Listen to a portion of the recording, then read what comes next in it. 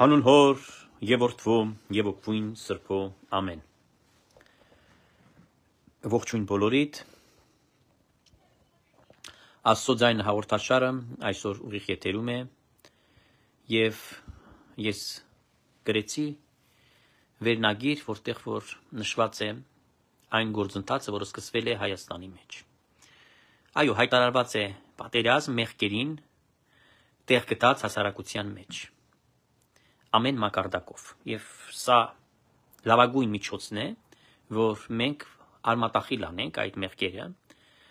եւ աշխատենք ուղղել ամեն մեկս մեր կյանքը եւ ընդհանուր առմամբ ընդհանուր գետնի վրա հասարակությունը ուղի իր կյանքը, որովհետեւ այսօրվա վիճակը, որ ստեղծվել է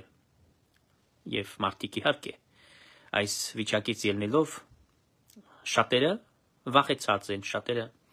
իրենց համար դա անհանգստություն է, դիսկոմֆորտ է, որտեղ տեսնում են, որ պետությունը սկսել է աշխատել։ Պետությունը սկսել է գործել։ Նախկինում պետությունը ընտրովի էր գործում, պետությունը հալածում էր արդարներին, հալածում էր այն մարդկանց, ովքեր բարձրաձայնում են ճշմարտությունը։ Նախկինում պետությունը գոյություն չուներ։ Իրականում կար մի գեբելսյան մեղքենան, որը որ հալածանքների եւ ամեն տեսակի ստոր քայլերի էր դիմում, որպիսի սուտն ու կեղծիկը դարձնելով օրակարգ, ուրեմն այդ բանով հնազանդ հասարակություն ձևավորի եւ այդ հասարակությունը ուրեմն ծպտուն չհանի, երբևիցե չկարողանա թպրտալ, ընդվզել, ինչ որ իրենց կարծիք արտահայտել։ Սկսում ենք ինչպես միշտ աղոթքով, զգորձը ձերած մերոց ուղի գարայմեստեր եւ զգորձը ձերած մերոց հաջողիա մեզ, փառքոր եւ որդվո եւ գույն սրբո, այժմ եւ միշտ եւ հավիտյանս հավիտենից ամեն։ Այո, սիրելիներ, իսկապես դա այդպես էր, երկար տարիներ Հայաստանի մեջ կատարվում էին անօրենություններ, այսինքն մեղքեր, եթե մենք մեր լեզվով խոսենք, հա,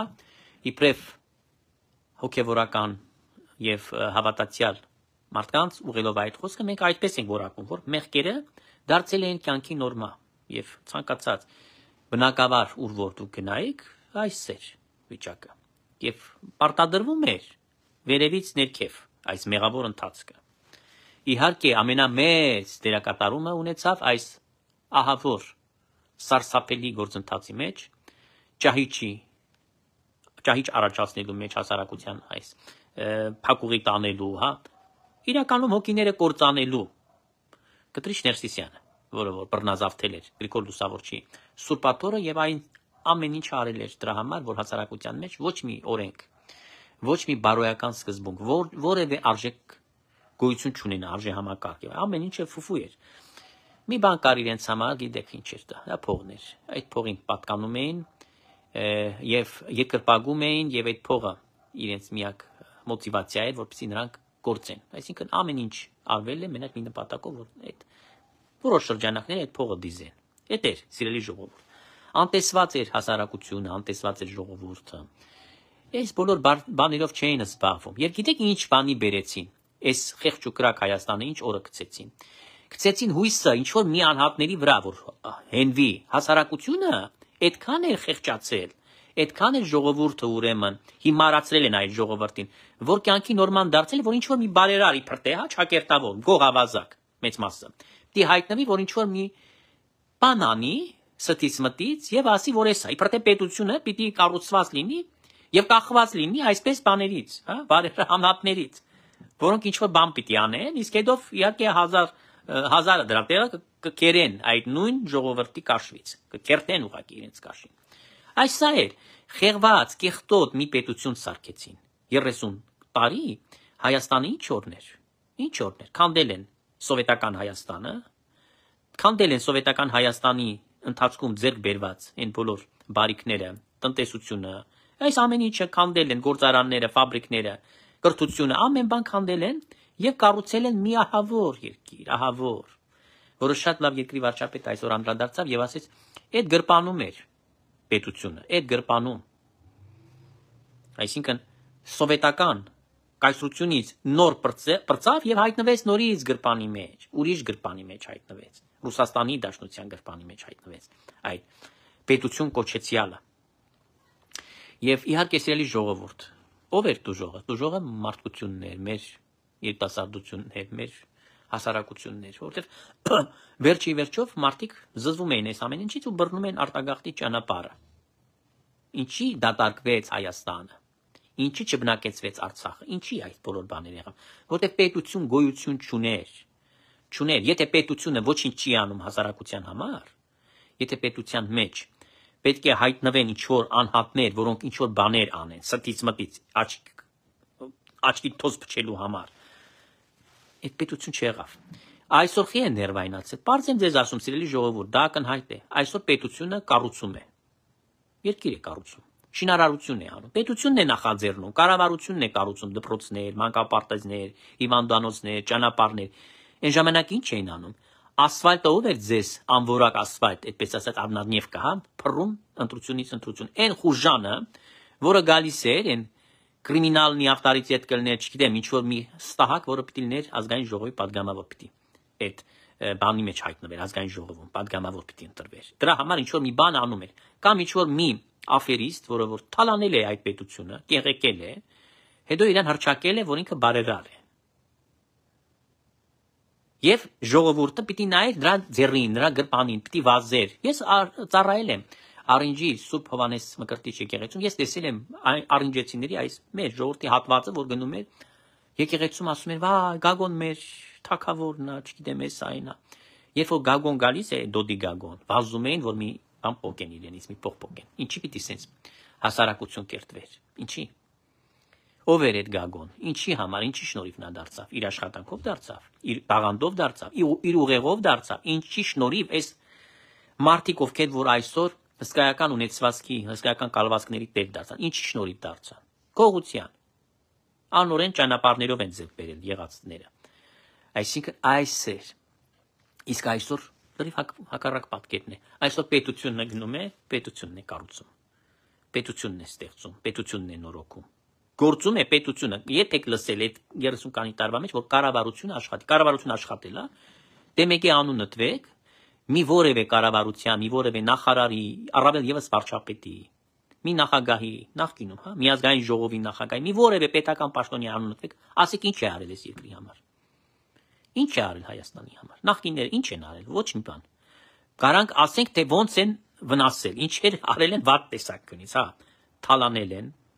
եղած չեղածը քանդել են, քարը քարին չեն թողել։ Լևոն Տեր-Պետրոսյանը որ եղավ ինչ, եկավ աթոռին նստեց, ինչ արեց։ Ամբողջ տնտեսությունը սովետական Հայաստանի ժառանգած դեմոնտաժ արեց։ Ծախել են սախ, ստանոկները, ինչ որ կար ֆաբրիկներում, զավոդ գործարաններում, սախ տարել են Պարսկաստան, մետաղի տեղը ծախել են։ Նույնիսկ հանել են տրամվայի գծերն են ծախել, նույնիսկ հանել են տրամվայի ու տրոլեյբուսներ են ծախել, մետաղի տեղը։ Մենք տրանսպորտ ունենք քաղաքացիական, չէ՞, սովետական Հայաստանը ուներ տրանսպորտ, ուր գնաց է, տրանսպորտը ինչ եղավ, գոլոշի դարձավ, անհայտացավ։ Ինչի հիշում եք Լևոնի ժամանակ ինչ սկսվեց, այդ մարշրուտկը բերեցին դրեցին, էլի սովետական միությունից միջայլոց այն ժամանակով աշխատող, բայց տրանսպորտը վերացել էր, ոչ տրոլեյբուս կար, ոչ տրամվայ կար, ոչ ավտոբուս կար, որևէ բան չէր աշխատում։ Հիմա տրանսպորտ է աշխատում Հայաստանում, տրանսպորտը սկսեց աշխատել։ Մետրոն հիշում եք ինչքան վատ էր աշխատում են տարիներին, ժամերով սպասում էիր։ Հիմա սկսել է ամեն բան Հայաստանում զրոյից կառուցվել։ Ես երբեք չեմ հասկանում մարդկանց, ովքեր քար են գցում։ Սադանայություն է դա, այլանդակություն է դա, գիտեք ինչի, որտեվ դրանք այդ մեղքն են խրախուսում, ինչպես Կտրիչ Ներսիսյանը վանքի մեջ մեղքի դաշտ է ստեղծել եւ ամբողջ վանքի մեջ մի իր կերտվածքով մի վիճակ ստեղծեց, որ այդ կուսակրոն կոչեցյալները բոլորը ուխտադրուժ են, անփարոյականներ են, որ գնացել են այնտեղ այլ նպատակներով, նույնը պետության մեջ էր, այնտեղ ինչ որ այլանդակություն դուք տեսնում եք այսօր Մայրաթորում, այս երկրի մեջ է կատարվում, Հայաստանի մեջ։ Ոչ մեկը իր տեղում չէր։ Բոլորը գողանում էին։ Իսկ այն խեղճ մարդիկ ինչ պիտի անեն։ Մի բան ունեն։ Ճամբրուկը հավաքեն, եղած չեղածը վաճառեն, գնան ուրեմն այլ երկրներ իրենց կյանքը զրույցը սկսեն։ Ես ուզում եմ ընդամենը դա ընդգծել։ Եվ այսօր էլի տեսեք ամեն ինչից կպնում են։ Եթե մի մարդուն ուզում ես տիրախավորես, եթե ուզում ես տվյալ մարդուն պարսավես, դու ամեն ինչ կհորինես։ Օրինակ ծորենի համար ինչքան խոսակցություն է գնում։ Տեսեք երկրի վարչապետը անդրադարձավ այդ հարցին եւ շատ պարզ բացատրեց։ Մասնավորն է բերում։ Կառավարությունը ապահովել է ճանապարհը։ Առաջ դժվար ճանապարհով էին բերում, հիմա կարճ ճանապարհով թյուրին դարձավ։ Ադրբեջանով հանգիստ մտել է ապրանքը։ Եվ վստահ եմ, որ այդպես պիտի ճանապարհները աշխատեն, որ այլևս այդ ապաշրջափակում լինի, հա։ Այդ միշտ սպեկուլյացիա են արել, ասում են շրջափակումը դրա համար է թանկ ապրանքը Հայաստանում։ Այդ գների աճը, որ կա Հայաստանի մեջ, որ դեֆիցիտ կա, այս կա, այն կա, որտեղ շրջափակման մեջ է։ Տեսեք, իրանց զերատվել, որ շրջափակման մեջ հավերժորեն մնա Հայաստանը։ Թշնամություն ունենան հարևանների հետ դիտավորյալ, որ իրանք բիզնես անեն դրա վրա։ Այսինքն կեղծ հայրենասիրություն են խաղում։ Տեսեք, քողարկված էր ամեն բան։ Իսկ այսօր խնդրեմ, եկել այդ ծորենը դուրը չեկավ, այդ ծորենը որ եկավ հասավ Հայաստան, անփորձանք։ Դուրը չի գալիս, որ սահմաններում այլևս զինվորները, հայ զինվորները չեն զոհվում խաղ կյանքի պայմաններում։ Դուրը չի գալիս։ Իհարկե չի գալիս, որտեղ այն ժամանակ անընդհատ զոհվում էր զինվորը, եւ անընդհատ դրանք թույնը լցնում են ժողովրդի, ուրեմն մեջ այդ թույնը սրսկում էին։ Այսօր խաղաղ կյանք է ստեղծվում, եւ պիտի գործնական հարաբերություններ հաստատվեն հարևանների հետ, դուրը չի գալիս։ Չի գալիս։ Որովհետև Հայաստանի մեջ այսօր պետություն գոյություն ունի, արդեն սկսել է այդ պետությունը, ծիլը տվել է, սկսել է այդ պետությունը։ Եվ եթե գյուղերի մեջ կառուցվում են կրթօջախներ, մանկապարտեզներ, նշանակում է, որ այլևս աղքատությունը,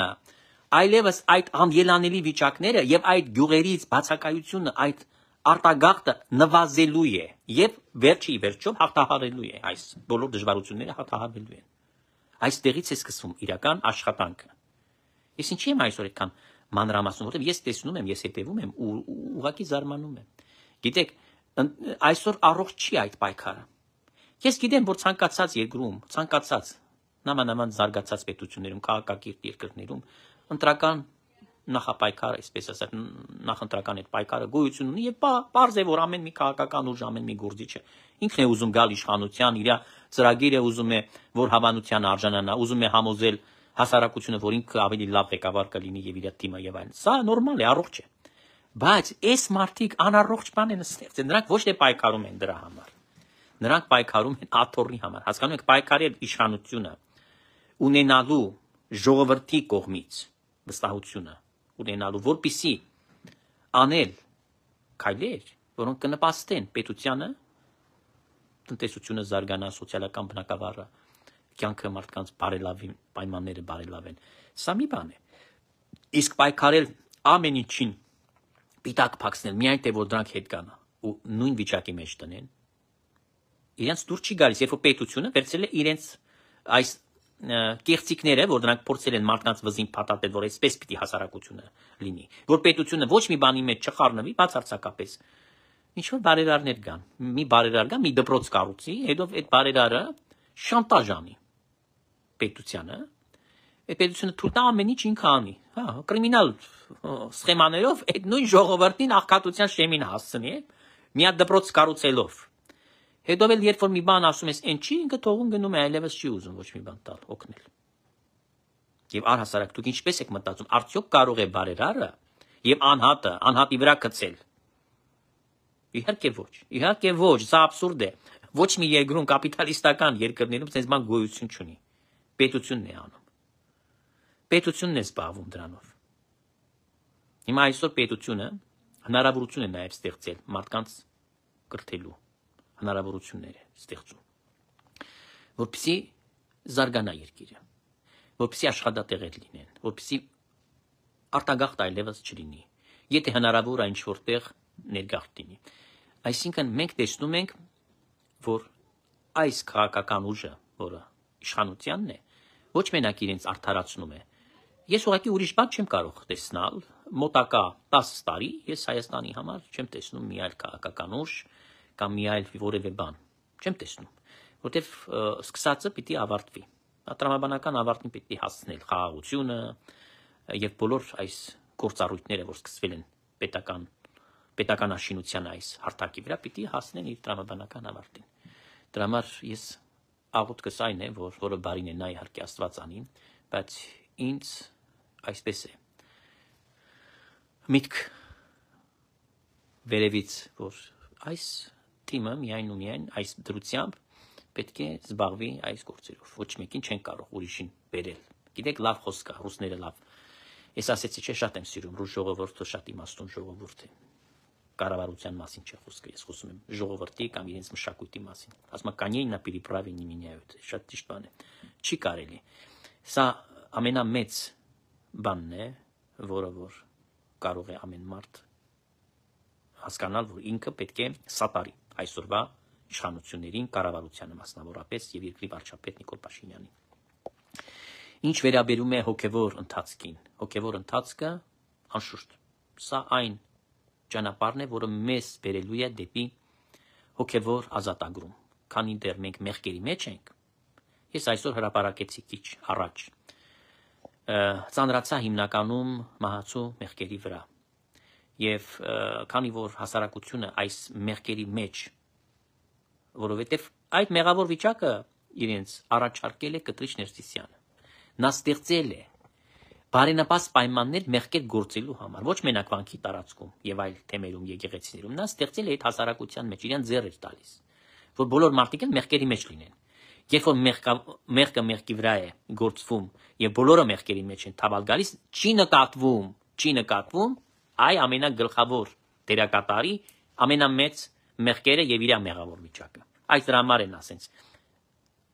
ճահիճը ստեղծել երկրում։ Եվ իհարկե Խաչի գյուղում Աստվածածնի եկեղեցում այս Կիրակին վերստին լինելու է սուրբ եւ անմահ պատարագ։ Ես վստահ եմ, որ մեր ժողովուրդը գնալու է եւ մասնակցելու է, աղոթելու է, որպեսզի այս եկեղեցին էլ ազատագրվի եւ այս ճանապարհին է, որ պետությունը պետք է օգնի, որպեսզի մենք ազատագրենք Մայրաթոր Սուրբ Էջմիածինը սատանա Կտրիչ Ներսիսյանից, իր ողմակից։ Հակառակ պարագան ոչ մի բան չի լինի։ Մենք տեսնում ենք, չէ՞, ինչ ձևի մարդիկ են, հենա բռնվում են։ Պետությունը լավ գործիքակազմը միացրել է եւ արդեն սկսում են ձերբակալությունների, բա ինչ անեն։ Բա ասում են մեղավոր մեղքին հայտարարել է պատերազմ Փաշինյանը, մեղքին։ Իհարկե մեղքը պատիժ ունի, չէ՞։ Ամեն մեղքի համար մարդ պատժվում է։ Հիմա դրա համար պետության, եթե հարթության վրա վերցնենք աշխարհում, ձերբակալությունը դա պատիժ է։ Մեղք գործել է, պետության նաև դեմ պիտի պատժվի։ Եվ բանտում արդեն զղջումն են գնում։ Բանտում զղջալու է, որպեսզի մաքուր խղճով դուրս գա եւ նոր էջից սկսի կյանքը մարդը։ Այս դրա համար է նախատեսված այդ գործիքակազմը, որ կա։ Հետևաբար ոչ մի զարմանալու բան չկա, որ սկսեցին պատկան մարմինները աշխատել Հայաստանում եւ իհարկե շատերին դա նյարդայնացնում է։ Նյարդայնացնում են շատ པարզ պատճառով, որովհետեւ դուրը չի գալիս, որ մեղավոր մարդիկ, ովքեր որ մեծ մեղքերի մեջ են, այսօր վերջի վերջով պիտի տան պատասխան իրենց գործած մեղքերի համար։ Այս սա է կատարում։ Եվ տեսեք այդ նարեկ այդ խուլիգանը ինչ հայտարարեց Կտրիչ Ներսիսյանը, որ պետք է զանգերը օղանչեն, պիտի եկեղեցին զանգեր խփի։ Դուք հասկանում եք ինչ նոնսենս է, մեղքի համար հանուն մեղքի։ Մեղքը փաստորեն արդարացնելու համար ինքը եկեղեցու զանգը ուզում է հնչեցնել։ Սա ինչ է։ Սա գիտեք ինչքան մեծագույն դա պղծություն է։ Մեծագույն սրիկայություն է։ Սա ուրիշ բան չես կարող անվանել, որտեվ երբևիցե եկեղեցին ոչ մի մեղավորի համար զանգեր չի խփում։ Ընդհանրապես զանգ խփելը խաղալիք է։ Զանգը խփում ես, որ ինչ անես։ Աստծուն ես բարկացնում։ Այդ զանգը խփելով Աստծուն բարկացնում են։ Դրա համար ես այսօր անդրադարձել եմ իմ գրառումի մեջ եւ փաստերով Սուրբ գրքի հիման վրա, համարներով, գլուխը համարը նշված է, բոլորը։ Որ անդրադառնան ժողովուրդ եւ կարող են ստուգեն, թող վերցնեն Սուրբ գիրքը եւ ստուգեն, որ ես ինչ որ գրված է այնտեղ, սա իրականության համապատասխանում է։ Որ հասկանան, որ օդից չենք վերցնում։ Երբ որ ասում ենք մեղքերի մեջ են, մենք օդից չենք վերցնում, դա իրականություն է, դա սիրելիներ։ Երբ որ ասում ենք հասարակությունը մեղքերի մեջ է, նմանապես օդից չենք վերցնում, իրականություն է դա։ Երբ որ ասում ենք, որ այս հասարակությունը առողջացնելու համար այսօր մեղքին հայտարարված է պատերազմ, եւ դա սրբազան պատերազմ է, որովհետեւ այս եկեղեցին, որը գործում է երկրի վրա, կոչվում է զինվորյալ եկեղեցին։ Եվ գիտեք, նա մարտնչում է, մեղքի դեմ է մարտնչում այս եկեղեցին եւ սատանայի դեմ։ Ուրեմն Փաշինյանը օրինակելի քրիստոնյա է, որպես երկրի առաջի դեմք եւ որպես քրիստոնյա մարդ, նա ցույց է տալիս սաղին փաստորեն որպես օրինակ է հանդիսանում, որ նա հայտարարել է պատերազմ մեղքին եւ սատանային։ Այո, սատանայի տունը քանդվում է, որը պետության մեջ է գործում նաեւ։ Որտեւ ազնիվ չեն ուզում լինել այս մարդիկ, նրանք ուզում են ամեն ինչ անել, որ նորից մեզ հազիվ ասում են դուրս ենք եկել այդ գրպանից, այսինքն Ռուսաստանի Դաշնության ազդեցության տակից հազիվ ենք դուրս գալիս, հա, որ նորից մեզ տանեն փակուղի, նորից դնեն այս գրպանը։ Այս նրանց փորացավը սա է, որովհետև միայն այդ պայմանով է նրանք, որ կվերադառնան իշխանության եւ նրանք կլինեն ուրեմն թակավոր եւ իրենց այս չարի թակավորությունը շարունակի գործել։ Մենակ այդ պայմանով է, ուրիշ պայմանով նրանք շանս չունեն երբևիցե իշխանության մեջ հայտնվելու։ Դեռ նրանք առաջարկներ չունեն, նրանք ոչինչ չունեն, նրանք սնանկ են։ Իբրև քաղաքական նաև գործիչներ սնանկ են։ Եվ դրա համար իրենք այդ դրանից սարսափում են սիրելիներ։ Սրանից են սարսափում, որտեվ ընդդիմադիր դաշտը ընդհանրապես բոլոր պետություններում, հա, օրինակ Եվրոպայի մեջ, նրա առաջարկ ունի, կոնկրետ բաներ է ասում, ոչ թե օդի մեջ է ասում, մեղադրանքներ չեն ասում, ոչ մի ընդդիմություն չի մեղադրում իշխանությանը։ Նա երբ որ նախընտրական շրջանը գալիս է, նա ծրագիր է ներկայացնում։ Նա ասում է ինչ նա պիտի անի, որ սա չի արել, կամ ինչ պիտի արած լիներ, որ հիմա սա պիտի անի եւ ցույց տա, որ դա ավելի արդյունավետ է, օրինակ կառավարման ձևը կամ չգիտեմ, ժողովրդի բարեկեցության վրա ինչպես պիտի դա անդրադառնա։ Եթե ազգային ժողովին է վերաբերում, ինչ օրենքներ ուրեմն պիտի մշակվեն, այսինքն դա լուրջ աշխատանք է, փաթեթ է, որը պիտի ներկայացվի թյուրին ձևով, ընկալելի ձևով հասարակությանը, ժողովրդին, ընտրողներին։ Իսկ իրենց կարգախոսը ինչ է, նրանք պայքարում են աթոռի համար եւ ցինիկ այդ դեմքերը, հա, նախկինից եկած ցինիկ ուրեմն հայտարարություններով իրենց եւ որևէ առաջարկ չունենալով չեն ասում, որ այս բանն է անհրաժեշտ, որ ասենք Արցախը վերադարձնենք, այսինչ քայլերն ենք ձեռնարկելու եւ արդյունքում ապացույց լինի, հա, որ հասարակությունը հավատա, որ Արցախը հետ է գալ։ Օրինակի համար, երբ որ խոսում են Արցախի մասին։ Այսօր Փաշինյանը շատ լավ ասեց, որ շատ բան է արված եղել։ Ավելի շատ եւ Փառք Աստծո, որ վերջապես երկրի վարչապետը հայտարարեց, որ պետք է այս բոլոր փաստաթղթերը իրենք հրապարակեն, որ փակվի այդ թեման։ Այդ Արցախի թեման փակվի, շահարկման, սպեկուլյացիա առարկա այլևս չլինի։ Զզվել են բոլորը։ Բոլորը դրանից զզվել են։ Հիմա գոյություն ունի Հայաստանում Արցախի թեմ, թանգարանային թեմ։ Դուք հասկանում եք ինչքան աբսուրդ է։ Գոյություն չունի հիմա Արցախը, բայց Արցախից դուրս եկան է, վանքեր ունենալով Կտրիչ Ներսիսյանը պարտավոր էր ստիպեր Կաշե Բեսմերնում Պարքևին, ասել դու մեռի, բայց պիտի մնաս այդ վանքերի մեջ։ Պիտի ծառայեք։ Այդ հոգևորականները եկան հրապարակները քաշեցան։ Ինչ էր եղել, այդ եկեղեցիները բամնայիք ծառայեիք։ Ես վստահ եմ, որ լեզու կգտնվեր Ադրբեջանի հետ եւ այդ վանքերում կարային հոգևորականները շարունակեն իրենց ծառայությունը։ Եթե պիտի զոհվեն, ուրեմն պիտի զոհվեն։ Բայց իրենք եկել են Հայաստան, փախել են, լքել են իրենց ծառայության վայրը, դե ֆակտո դա այդպես է, եւ սկսել են այստեղ ջուրը ախտոտել, բխտորել։ Իսկ Կաշե Բեսմերնին հայ Պարքևը, հայտնի հարբեցողը, լակում է հիմա Ամերիկաներում է, Կալիֆոռնիայում,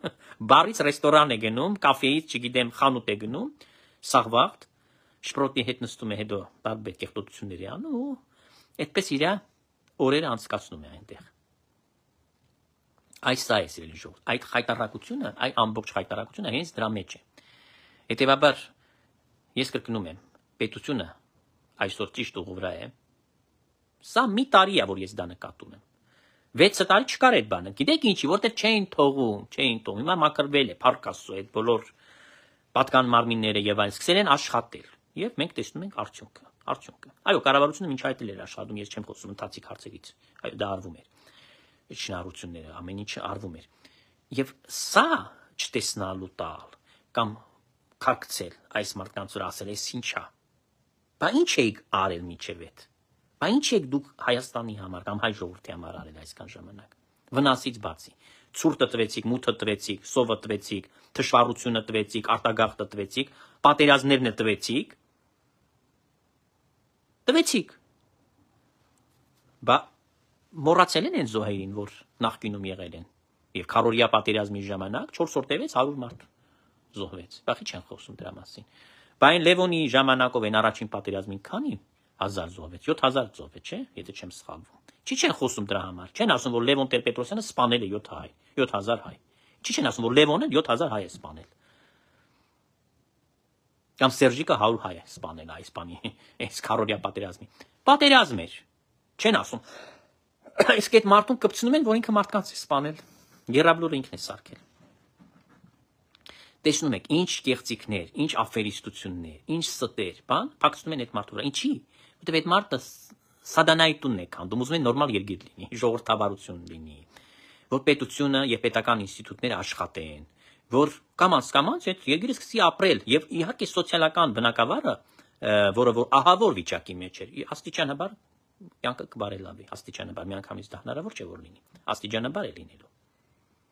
Համենայն դեպս չեն կարող համեմատել ինչ որ նախկինում էր։ Ինձ թվում է ազնիվ ցանկացած մարդ եթե գտնվի, պիտի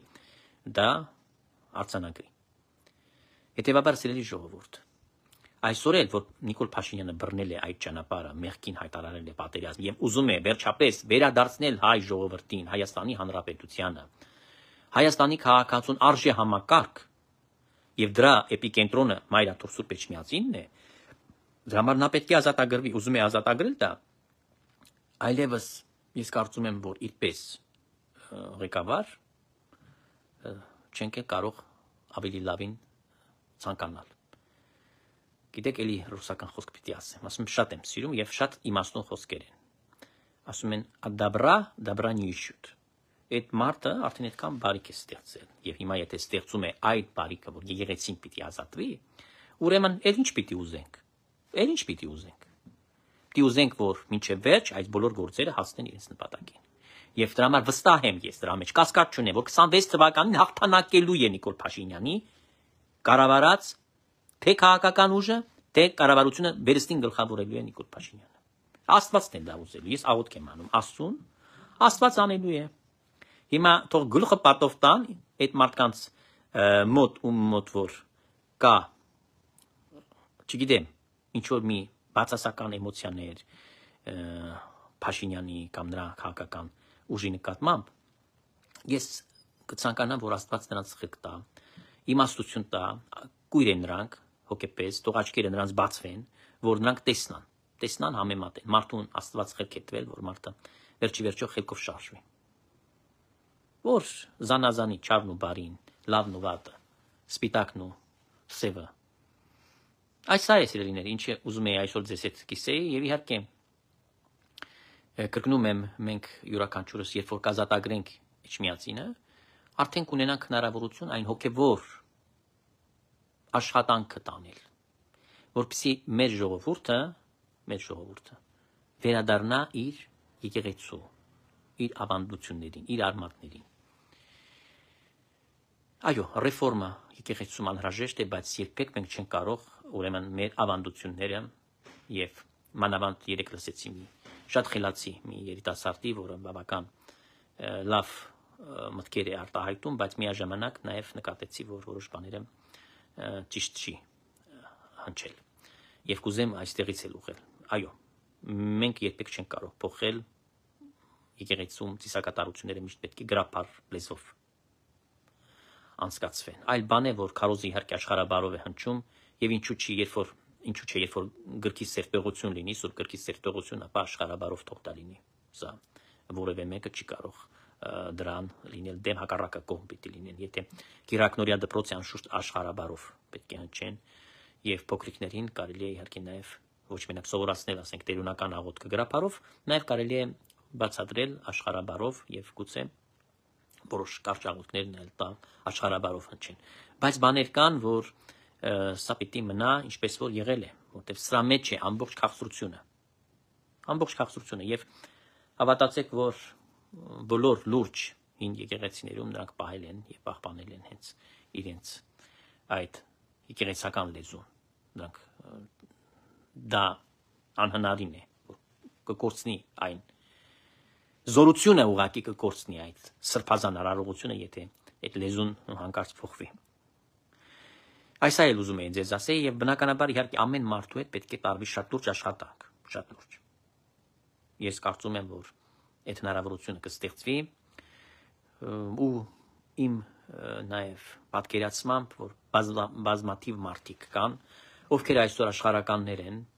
բայց հավատացյալ մարդիկ են եւ ցանկանում են դառնալ հոգեվորականներ, ինչու՞ չէ նաեւ դառնան կուսակրոն հոգեվորականներ։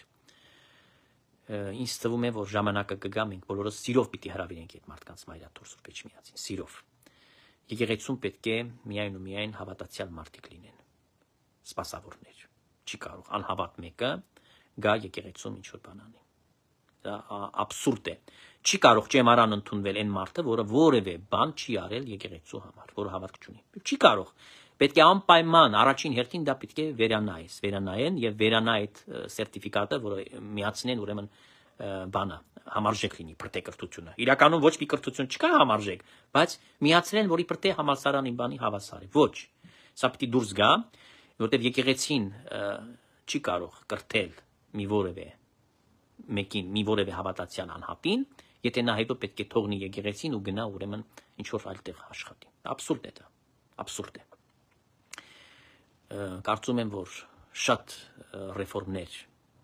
շատ լուրջ աշխատանքներ արժևում են, ուղղակի նրանք անմիջապես կլինեն ազատագրումից հետո։ Ես որոշ քննարկումներ եմ ունենում, հիմա չեմ ուզում մանրամասները այստեղից ներկայացնել, բայց ժամանակը կգա, ես կներկայացնեմ այդ մանրամասները եւ մեր ժողովուրդը կիմանան, թե ինչ ընթացակարգեր են լինելու եւ մանավանդ կուսակրոնության հետ կապված։ Դա գիտեք, շատ լուրջ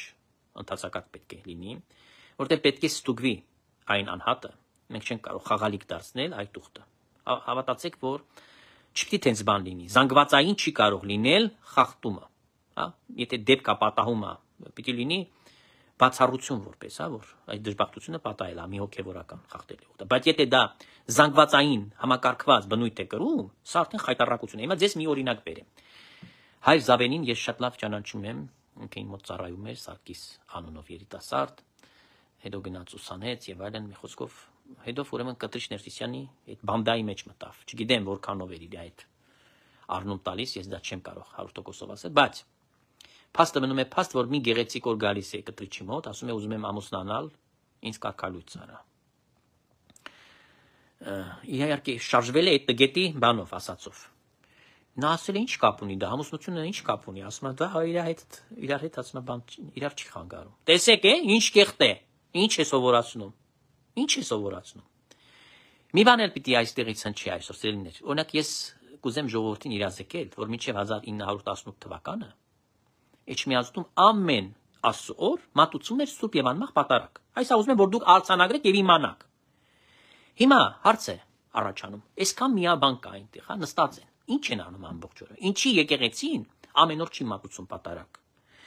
Այնտեղ պետք է ոչ մենակ պատարագ լինի, պիտի լինի գիշերային ժամերգություն, առավոտյան ժամերգություն, արևագալի ժամերգություն, խաղաղական ժամերգություն, հանգստյան ժամերգություն եւ ամեն անգամ իհարկե ամեն օր պատարագ պետք է լինի։ Բավանական կյանքը դա է, որ երբ որ մարդիկ ուխտավորները կամ տուրիստները գալիս են, որ գան եկեղեցին միշտ խումքի հոտ առնեն ու միշտ լինի այնտեղ արարողություն։ Անընդհատ աղոթքի մեջ պիտի լինի։ Ուրեմն այդքան միաբան կա, որ ի վիճակի է կազմակերպել եկեղեցին այդ գործընթացը, հա։ Բայց դա ոչ մեկին պետք չի եղել։ Մոռացել է 20 տարի, մոտավորապես 20 տարի փակ բա այս դուրը մայր տաճարի։ Ես առաջարկում եմ եւ կարծում եմ սա պիտի առաջ տանեմ այդ բանը, որ անպարտադիր պիտի դա լինի։ Պետք է վերադառնալ։ Մի թող չվերցնեն այդ հիմարությունը, ասում են նախկին կաթողիկոսները սովետական միության կարգերում են աշխատել։ Խեղճ Գարեգին առաջինը շատ բան կանել։ Տունավորեցին մերցին այդ մարդուն։ Ինքը մենակ, որը եկավ անկախության շրջանին։ Մի քանի 3 տարի մնաց, 3.5։ Մնացածը ինչ։ Մի հենվեկեն, ով որ մեռել գնացել է արդեն սովետական կաթողիկոսներ, որ եղել են։ Մեզ հետաքրքիր չի իրանց ասածները, արածները։ Բացարձակապես թող դատավորը տերը նրանց լինի, իրանք այնտեղ պատասխան կտան։ Վանքում պետք է հնչի աղոթքը, աղոթքը։ Աղոթքի մասին ես գրառում եմ կատարել, նորից փաստեր եմ ներկայացրել, որ ոչ միայն հին ուխտը, նաև նոր ուխտը։ Մեզ ներկայացնում եմ անհրամասները, անհրաժեշտությունը, հաղորդակցությունը, մարդ հարարացի Աստծո հետ։ Մարդը ո՞նց է հաղորդակցում Աստծո հետ, ո՞նց է խոսում։ Չէ՞ որ սա կապ է մեր եւ Տիրոջ միջեւ։ Դա եւ աղոթքն է։ Ուրեմն տաճարը աղոթքի համար է։ Տաճարում պետք է միշտ աղոթք լինի, խնկաբույր աղոթք։ Մանավանդ եթե դա վանք է, չի կարող ուսակրոն վանականը այնտեղ նստի ամբողջ օրը թզբեղ քաշի, բամբասանք անի։ Պետք է զբաղվեն հոգևոր գիտությամբ, հա։ Պետք է զբաղվեն։ Այո, առաջներում պետությունը փոխարինում էր շատ բաների մեջ էր եկեղեցականը, հա, ճարտարապետությամբ, չգիտեմ, մշակույթի, արվեստի հետ կապ ունեցող եկեղեցի էր։ Բայց մեծ դարում այլևս այդ բաները հարցերը չկան, որտեղ կա պետություն, պետությունը կզբաղվի դրանով։ Պետության գործառույթներն են դա։ Այլևս եկեղեցու գործառույթները չեն, ռեֆորմա այստեղ էլ է անհրաժեշտ։ Եկեղեցին պիտի լինի աղոթող, այո, հոգևոր գիտությամբ խորանալու, քարոզող եկեղեցին պիտի լինի եւ բարեգործություններ անող, աղքատին խնամող, բանտարկյալին, նեղյալին այցելող, հիվանդին։ Այս սրանով պիտի զբաղվի եկեղեցին եւ եկեղեցական դասը։ Ուրեմն դրա մեջ է, որ պիտի փոփոխություն լինի եւ իրականության մեջ մենք պիտի իրական եկեղեցի տեսնանք, այդ արժեքները պիտի տեսնանք։ Արժեքների կրողը նախ պետք է լինի եկեղեցականը, որը եկեղեցում է։ Եկեղեցականը եկեղեցում, եթե անփարոյական է, որևէ արժեք իր համար եւ սրբություն գոյություն չունի, ոնց կարող է նա այլոց բաներ ասել։ Խորհուրդներ տալ, չգիտեմ, դասեր կարդալ եւ այլն, չի կարող։ Չի կարող։ Հետևաբար մեծ անելիքներ ունի Հայաստանի ցարակելական սուրբ եկեղեցին, մեծ։ Եվ այդ հորրի բարքերը, այդ անփարունակ վիճակը, որը տիրում է մայրաթորում, դա պիտի փակվի։ Պիտի փակվի։ Այլևս այնտեղ ոչ մի բան չկա։ Տեսեք, Հրիփսիմե ունենք, Գայանե ունենք, վանքեր ունենք։ Հազար ու մի վանք ունի, ուր է այդ բանական կյանքը, ուր են մենաստանները։ Դուք հասկանում եք, որ պետք է մշտական աղոթող լինի ազգի համար։ Ես կարծում եմ, որ դա պետք է զարգանա Հայաստանում։ Պետք է վերանայել այս ամենը, ինչ է կատարվել մինչև հիմա, խայտարակությունները այդ բոլորը։ Դասեր պիտի քաղենք դրանից։ Դասեր պիտի քաղենք։ Եվ նմանապես առաջնորդանիստ բոլոր եկեղեցիներում առնվազն նմանապես պիտի ամեն օր պատարակ մատուցվի։ Որտեղ ամեն մեկը չի կարող, ասենք մարդը ապրում է Սյունիքում, չի կարող գալ Էջմիածին։ Բա ինքը ցանկություն ունի, իր հոգին ուզում է, որ ամեն օր ինքը պիտի գնա եկեղեցում պատարակ լսի, աղոթք անի, հաղորդությունը ստանա։ Ինչի պիտի մենակ Կիրակի օրը լինի։ Այսինքն առաջնորդանիստ եկեղեցին ի վիճակի է նմանապես ապահովել։ Գոնե։ Եվ շատ հարցեր կան, որ ասում են, պետք է կատեխիզացիա լինի, պետք է ժողովրդին քարոզել։ Եթե չքարոզես դու, աղանդավորականը կքարոզի։ Այլ եկեղեցիների ուրեմն հովիվները կգան, պատվելիները կգան կքարոզեն։ Եթե դու գործ չես անում, բա քո փոխարեն ուրիշները պետք է անեն այդ գործը։ Հետո նստած բողոքում են։ Ինչի՞ վրա եք բողոքում։ Դուք չեք անում, ուրիշն է անում։ Այսքանը եւ սիրելիներ, իհարկե կուզեմ ասել, որ բնականաբար պետք է մասնակցեք, ես ողջունում եմ վարչապետի այս պատարակները, որ նա գնում է, կարծում եմ, որ ոչ մենակ ազատագրումը մինչև պիտի գնա, հետ այսու նրա մոտ կդառնա արդեն դա սովորական մի իր քրիստոնյա կյանքի մեջ պարտականություն ամեն Կիրակի լինել մի եկեղեցում։ Այսինքն եւ դրանից էլ կստափվեն, կզգաստանան այդ հոգեվորականները, եթե վարչապետը ամեն անգամ, հա, որ փոխվի է վիճակը, բայց վարչապետը ամեն անգամ որոշի։ Այսօր այս եկեղեցում, այս մարզում եմ, մյուս Կիրակի այստեղ, իսկ եթե նաեւ ուրիշ օրերին լինի, իհարկե կարող է վարչապետը չմնալ, որտեղ իր աշխատանքը ունի, բայց նա կարող է այցելել, թեկուզ մեկ հատ մոմ վառել եւ աղոթքը իր մատուցել ու գնալ։ Այսինքն սա շատ կարևոր է համարում։ Եվ իհարկե երեք չառաջորը եթերի ժամանակ ասեցի, այսօր պիտի կրկնեմ։ Այդ խայտարակությունը մոմերի պիտի վերջանա, որ հանել են եկեղեցիներից ու ինչ որ մութ անկյուններում մոմեր են վառվում։ Սա անընդունելի է։ Քրիստոնեական որևէ եկեղեցում նման բան չկա, որ դուրսը մոմը վառի։ Ոչ միտեղ չկա։ Ոչ օրթոդոքսները դա ունեն, ոչ ռուսական եկեղեցին գնացին, ոչ կաթոլիկները դա ունեն։ Որևէ մեկը չունի դա այդպիսի բան։ Որ ինչ որ անկյուններում մոմեր վառեն, ինչի նման է դա։ Ինչի նման է։ Պետք է եկեղեցում տեղ հատկացված լինի, որ դա սրբապատկերների այնտեղ ինչպես որ միշտ կար, այսինքն ինչպես որ միշտ կար։ Սա է շատ կարևոր։ Եվ իհարկե ես կարծում եմ այստեղից էլ առաջարկներ կլինեն, որ ամեն մարդը պիտի եկեղեցում մոմը չպիտի ունենա սակագին, բայց մարդ պիտի առայժմ կանգնի այդ մոմավաճառի տեղը, հա, որպեսզի դե չգան մարդիկ վերցնեն ու ոչինչ բան չդնեն տեղը, բայց ինչքան որ հնարավորություն ունի մարդ գումար տա։ Ոչ թե նրանք ամեն ասոր գինը թանկացնեն ումի։ Ոչ, այսպեսի բան պիտի չլինի։ Ընդհանրապես գնացուցակները պիտի հանվեն եկեղեցիներից։ Չի կարող որևէ մեկը գալ արարողության համար, որ գին նշանակված լինի, որ այսքան է արժեքը։ Սա բացառվում է։ Նվիրատվությունները ամեն մեկը ինչ որ ցանկանում է իր սրտից, եթե հնարավորություն ունի, կարող է նվիրել հոգևորականին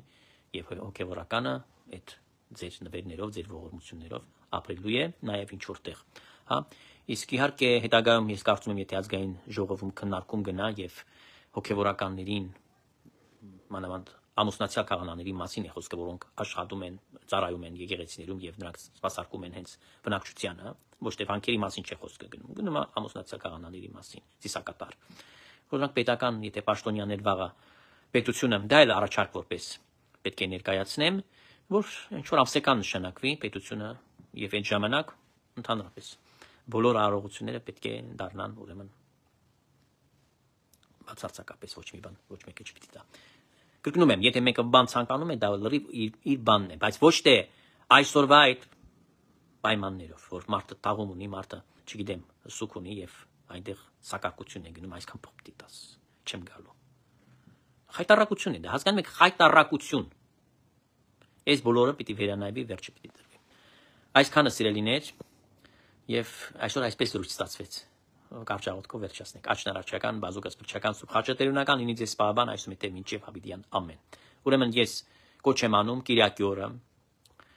որ բոլոր հավատացյալները որպես ուխտ կատարեն Խաչի գյուղ, Սուրբ Աստվածածին եկեղեցի եւ միանան աղոթքի եւ պատարակիչ քահանան, կարծեմ Տեր Հովհաննեսն է, եթե չեմ սխալվում, որ Աստված ընդունելի անի այդ պատարակը։ Ամեն։ Ուշ եւ կարողություն բոլորիդ։ Կհանդիպենք նորից խաղ գիշեր։ Տարածեցեք շատ, լայքերը անվճար են, կսպասեմ ձեր գրառումներին։